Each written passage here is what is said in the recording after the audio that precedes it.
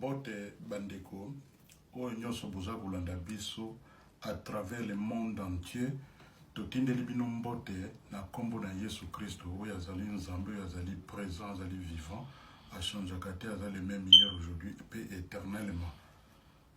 Tozali kosala série ya ba message moko ekobanda kobima na ba internet kala te, surtout na YouTube ekozala page bosa abonaka kuna mingi bokomona biloko ebele. Titre nango ezali ba percée spirituelle ya calendrier ya Nzambe. Nzambe azali Nzambe oyo balobi te a fonctionnaka na temps, mais avandaka na temps te, mais azali maître ya temps pe ya ba circonstances nyonso oyo ezali koleka na bomoi na biso. Soki oyebi ba période oyo Nzambe asalaka pe calendrier ya Nzambe malamu, okotambola na bobungi te, okoyeba onde balobaka mon peuple est péri par manque de connaissances. Yango eloko nazali ko attirer message danga lelo mingi ezali ya base ya connaissance ya biso bana na Nzambe. Ekoya kosala ete il y a plus de 3500 ans passés, ezalaki na ba promesse oyo ezalaki na tango ya kala, pe bana na Nzambe mingi na lelo, surtout esprit ya église mingi baza na connaissance ya makambo na koloba lelo te. Ezali boyo période oyo tokomi na presque fin septembre, pe tolingi kokota na période babengi mois d'octobre. Mois d'octobre wana mingi ezalaka tango Nzambe ye moko azwelaka biso bato oyo toza na mokili awa na se na moi ba décision oyo ndenge ekoki ko affecter biso po tolobaka butu na moi te, moto azali esprit pe tozali na âme pe tolati nzoto oyo. Moto avivraka na deux formes ya nature, la nature spirituelle de Dieu et puis la nature physique oyo tozomona na miso awa. Yango moni ete na période oyo tozali kokoma pe presque na suka ya 2019.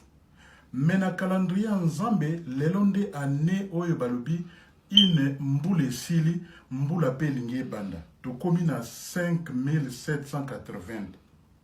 Kala te tokota na janvier na 2020. Calendrier grégorien. Tokota awa pe toyeba eloko oyo. Na mokanda na Lévitique 23 verset 27 yelobeli bisobo. Le 10e jour du 7e mois, ce sera le jour des expiations. Vous aurez une sainte convocation. Vous humilierez vos âmes et vous offrirez à l'Éternel des sacrifices consommés par les feux. Lelonde mokolo oyo e sengaka tokota na mabondeli ya mozindo, mokolo ya jeûne de prière, pe topesa nkoloba offrande ya bomoi na biso. Balobi mokolo na lelo ekogide biso po to comprendre ndenge nini maloba na Nzambe ekomaki mosuni na mokanda na Romains 5 et verset 8 à 15. Elobaki te condamnation eyaki na nzela na Adam, mais juste eyaki bongo na nzela na Yesu Christo.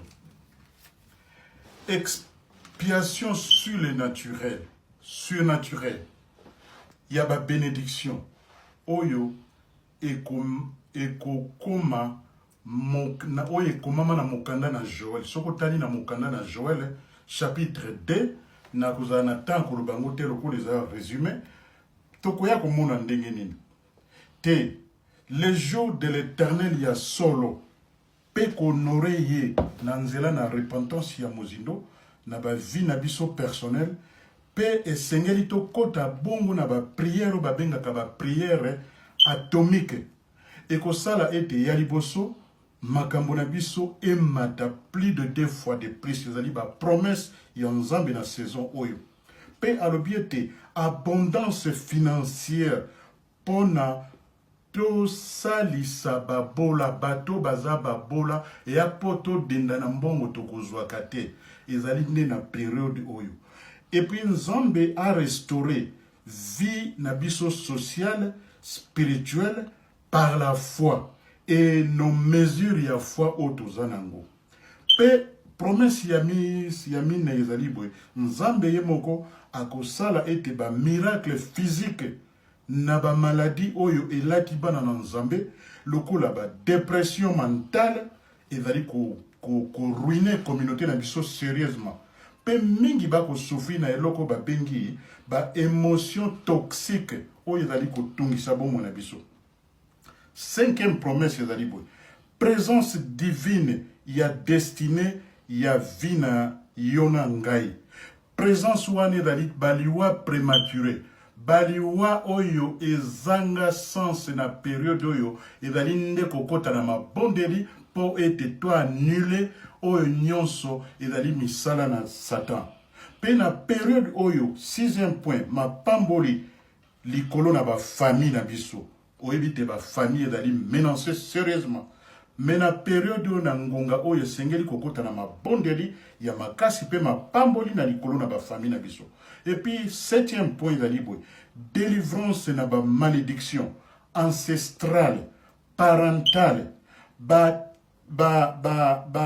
territoire oyo nyonso bisika tofandi tika te tokota na mabondeli ya makasi na saison oyo yango nde balobi ezali festival oyo sika trompette ya nzambe ebetaka lokola tobandi kokota na mbula na sika. Soki totangi na référence na kozwa yango kaka oyo aza na Bible atanga yango na Esdras chapitre 3 verset 1 à 6. Na mokanda na Néhémie chapitre 7 et verset 73 to 73. Na Néhémie 8 verset 13 tokotanga biloko wana. Nzambe azala na asala biso compassion ya vie na biso. Touti koloba likolo na makambo na mapamboli nzambe azala asala biso compassion ya monene na vie na biso pote tozala balancer na mokili. Référence na Bible tokotanga na mokanda na Michée chapitre 7 verset 18 à 20. Na psaume 33. Na psaume 118 verset 5 à 9. Na psaume 130. Na Esaïe chapitre 11 verset 9. Tokomona yango. Pe na tango na Nouveau Testament.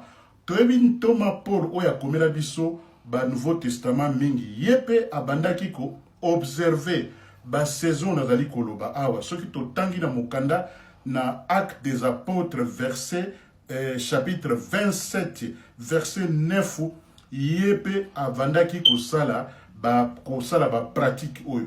Na mokanda na Sophonie chapitre 1 verset 14 à 16 biloko oyo ezali mozindo tika ete nkolo ayokela biso mawa par sa compassion pe azindisa masumu na biso nyonso iniquité na biso nyonso pe abwaka yango na bisika ya mozindo ya mai ya océan. Makambo na biso ekomama na buku na nzambe na buku na bomoi ya nkolo Yesu tata Kristo Yesu Kristo pe na molimo mosantu. Na periode oyo nde ezali tango nzambe asalaka réparation ya masumu ya bomoi na biso, réconciliation na yango nde tozongela nzela na nzambe wana parce que il est le maître du temps et des circonstances. Nkolo apambola biso, apambola mabota na biso, apambola oyo nyonso bazali kolonda biso à travers na message oyo, extrait ya message oyo. Tokomonaka message ya boye de temps en temps pour nzambe apesi biso na yo mayele pe bwania ya ko discerner période de saison tokendeke na ba mangomba te lokola ba meme te tokendeke na mangomba lokola ba ntaba te me tozala ba oyo bayebaka koyeba saison oyo nzambe azali koloba saison yango oyo tolingi bino mingi na kombo na Yesu Kristo. Thank you and bye bye. God bless.